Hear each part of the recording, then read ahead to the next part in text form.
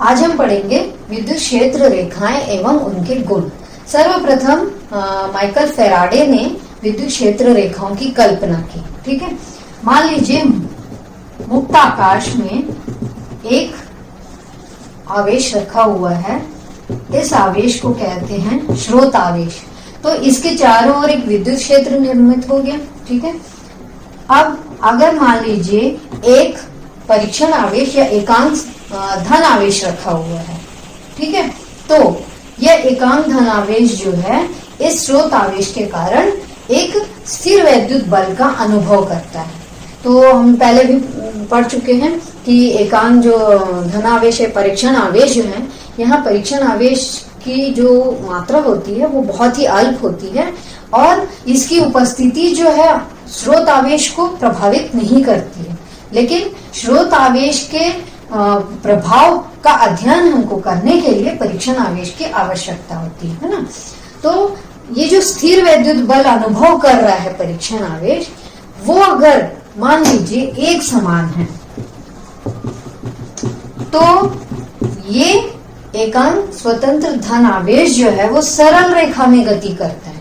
ठीक है, दूसरा, अगर मान लीजिए ये जो स्थिर वैद्युत बल है वो परिवर्तित हो रहा है, ठीक है, तो एकांक स्वतंत्र धन आवेश जो है वो कैसे गति करेगा? वक्र पथ पर गति करेगा। इस वक्र पथ को ही, ठीक है, क्या कहते हैं? क्षेत्र रेखा। तो क्षेत्र रेखा की परिभाषा क्या हो गई? विद्युत क्षेत्र में एकांक स्वतंत्र धनावेश जो है जिस पथ पर गमन करता है उसे ही हम क्या कहते हैं? विद्युत क्षेत्र रेखा। ठीक है, अब देखिए, मान लीजिए ये एक विद्युत क्षेत्र रेखा है। ठीक है, इस पर एक बिंदु हम P लेते हैं, इधर में एक बिंदु Q और यहाँ एक बिंदु R। अब अगर बिंदु P पर एक स्पर्श रेखा खींच दिए तो ये जो स्पर्श रेखा है इस बिंदु पर विद्युत क्षेत्र की दिशा को प्रदर्शित करती है। ठीक है, मान लेते हैं ये EP है। Q बिंदु पर भी एक स्पर्श रेखा खींचते हैं तो बिंदु Q पर जो स्पर्श रेखा खींचे हैं वो क्या बता रहा है? बिंदु Q पर विद्युत क्षेत्र की दिशा। तो ये हो जाएगा, मान लीजिए EQ है, तो विद्युत क्षेत्र की दिशा को और कैसे बताएंगे? एक और बिंदु भी ले लिए, मान लेते हैं ये R बिंदु पर एक स्पर्श रेखा खींच दिए तो ER, ये इस दिशा में या इस बिंदु पर विद्युत क्षेत्र की दिशा को बता रहा है। मतलब क्या है कि जो वक्र पथ हमें प्राप्त हुआ है, जो विद्युत क्षेत्र रेखा है, उस पर अगर अलग अलग बिंदु लेते हैं तो विद्युत क्षेत्र की दिशा भी अलग अलग होती है और वो किस दिशा में रहती है? उस बिंदु पर खींची गई स्पर्श रेखा के अनुदिश होती है। ठीक है, तो अब पढ़ेंगे हम विद्युत क्षेत्र रेखाओं के गुण। तो सबसे पहला गुण है इसमें कि क्षेत्र रेखाएं हमेशा धनावेश से प्रारंभ होकर कहाँ समाप्त होती है? ऋणावेश पर। ठीक है, दूसरा, किसी भी क्षेत्र रेखा पर कोई भी बिंदु लेकर अगर हम एक स्पर्श रेखा खींचते हैं तो वह उस बिंदु पर विद्युत क्षेत्र की दिशा को प्रदर्शित करता है। जैसे अभी एक उदाहरण में देखे थे PQR वाला। ठीक है, तीसरा, विद्युत क्षेत्र रेखाएं जो हैं एक दूसरे को कभी नहीं काटती हैं। ठीक है, तो देखिए, अगर मान लीजिए दो क्षेत्र रेखाएं एक दूसरे को काट रही है, ठीक है, तो ये जो कटान बिंदु होगा, दोनों काट रही है, तो कटान बिंदु पर देखिए यहाँ एक वक्र है तो यहाँ से इस बिंदु पर एक स्पर्श रेखा खींच सकते हैं। अब यहाँ भी एक वक्र है, ये बिंदु उसका भी है, तो यहाँ से एक स्पर्श रेखा खींच दिए।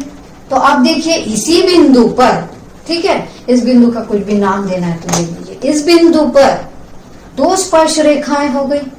ओ बिंदु पर ही दो स्पर्श रेखाओं का मतलब क्या है? विद्युत क्षेत्र की दो दिशाएं, और एक ही बिंदु पर विद्युत क्षेत्र की दो दिशाएं, ऐसा संभव नहीं है। ठीक है, तो विद्युत क्षेत्र की जो दिशा होती है एक बिंदु पर केवल एक ही होती है, इसलिए दो क्षेत्र रेखाएं एक दूसरे को नहीं काटती हैं। ठीक है, चौथा, विद्युत क्षेत्र रेखाएं चालक के पृष्ठ के अभिलंबवत आपतित होती है। ठीक है। 5वां, क्षेत्र रेखाएं चालक के अंदर से होकर नहीं गुजरती है। ठीक है। तो चालक के अंदर क्या हो जाएगा, विद्युत क्षेत्र शून्य हो जाएगा। ठीक है। अब 6वां पॉइंट देखिए, अगर मान लीजिए कहीं भी क्षेत्र रेखाएं आपको इस तरह से दिखाई दी, कहीं भी काटेंगे नहीं लेकिन, ठीक है, क्षेत्र रेखाएं कैसे दिखाई दी, ऐसे, तो इसका मतलब, ऐसे मतलब ये एकदम पास पास दिख रही हैं, तो ये कैसा विद्युत क्षेत्र होता है, प्रबल। ठीक है। अगर क्षेत्र रेखाएं कहीं ऐसे बन रही हैं, मतलब एक दूसरे से दूर दूर हैं, तो ये कैसा विद्युत क्षेत्र कहलाता है, ये कैसा है, दुर्बल। ठीक है। अब देखिए कि कुछ आवेश निकाय हैं, उनके कारण विद्युत क्षेत्र रेखाएं हम कैसे खींच सकते हैं। ठीक है। ये एग्जाम में 2 नंबर के क्वेश्चंस में भी आता है। पहला, धनावेशित गोले के लिए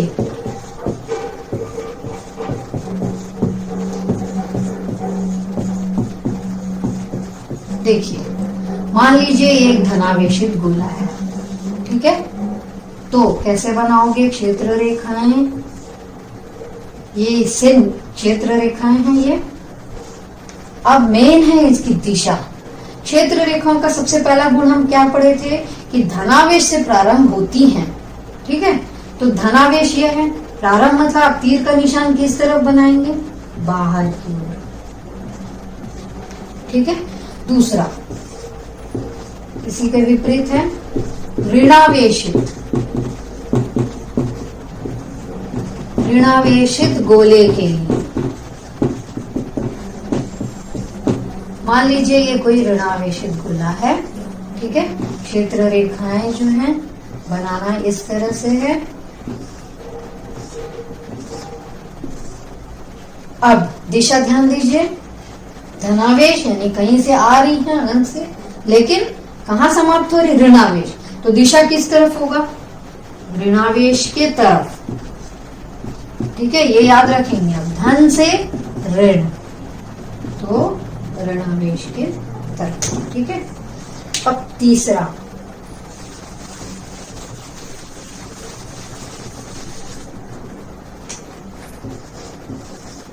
मान लीजिए एक धनावेश है और एक ऋणावेश। ठीक है। तो ये धन है, धन से ऋण की ओर क्षेत्र रेखा, धन से ऋण की ओर, धन से ऋण की ओर, धन से ऋण की ओर, क्षेत्र रेखा बना दिए। दिशा कैसी होगी, धन से ऋण की ओर। अब आपको मालूम है ना ये क्या होता है, दोनों विपरीत हैं। कैसे आवेश हैं, दोनों विजातीय आवेश।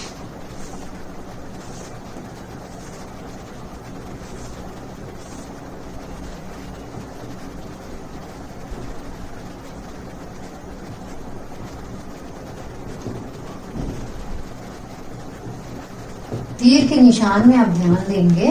ठीक है। धन है तो बाहर की ओर जाएंगे, ऋण है तो तीर के निशान ऋण की ओर आएंगे। ठीक है। तो ये कौन सा है निकाय कि समान परिमाण होना चाहिए, समान परिमाण है, लेकिन कैसे आवेश है, विपरीत। पहले भी बताई थी, विपरीत यानी विजातीय आवेश। एक और चौथा,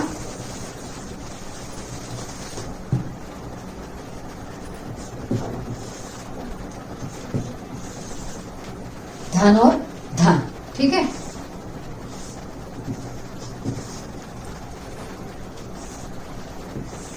देखिए ये क्या हो रहा है,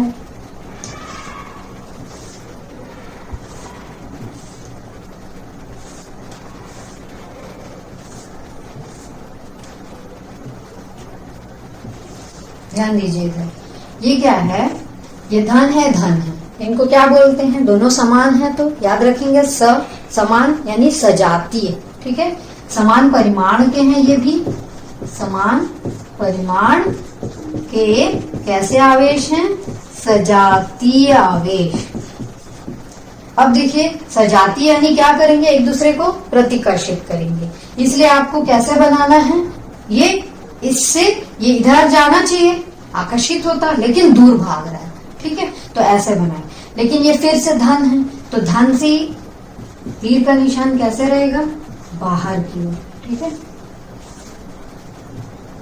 तीर का निशान किस तरफ बनाएंगे, बाहर की ओर। ये उदासीन रेखा कहलाती है, दोनों के बीच की एक रेखा।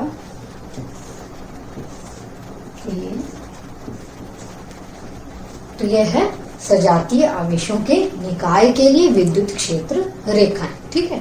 अब एक और टॉपिक है, इसी में एक समान विद्युत क्षेत्र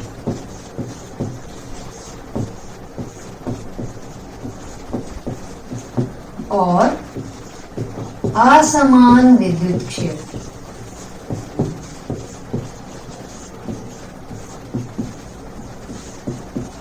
देखिए, एक समान विद्युत क्षेत्र का नाम से ही मतलब है कि उस विद्युत क्षेत्र में प्रत्येक बिंदु पर विद्युत क्षेत्र की तीव्रता यानी उसका परिमाण और दिशा क्या होना चाहिए, एक समान होना चाहिए, ठीक है।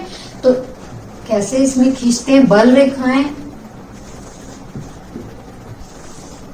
देखिए विद्युत क्षेत्र रेखाएं इसमें कैसे खींचना है, एक दूसरे के समांतर और समदूरस्थ होना चाहिए।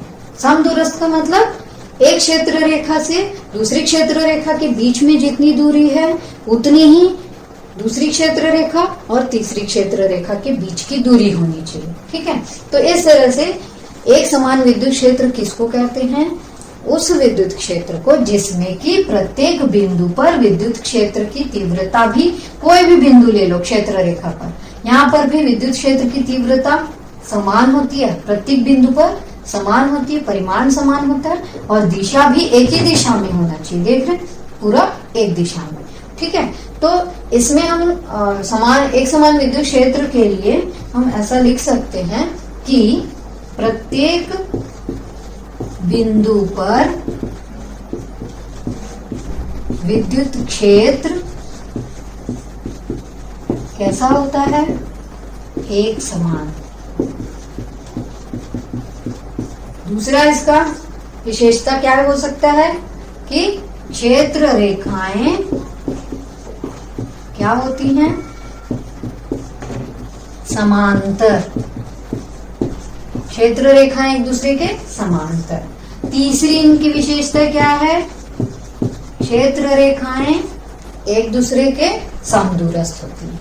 अब असमान विद्युत क्षेत्र क्या होगा, जिसमें कि क्षेत्र रेखाएं एक दूसरे के समांतर नहीं हैं, ठीक है, कैसे भी हैं, एक दूसरे के समांतर नहीं है, ठीक है। और इनमें क्या है, प्रत्येक बिंदु पर विद्युत क्षेत्र की तीव्रता भी असमान होगी।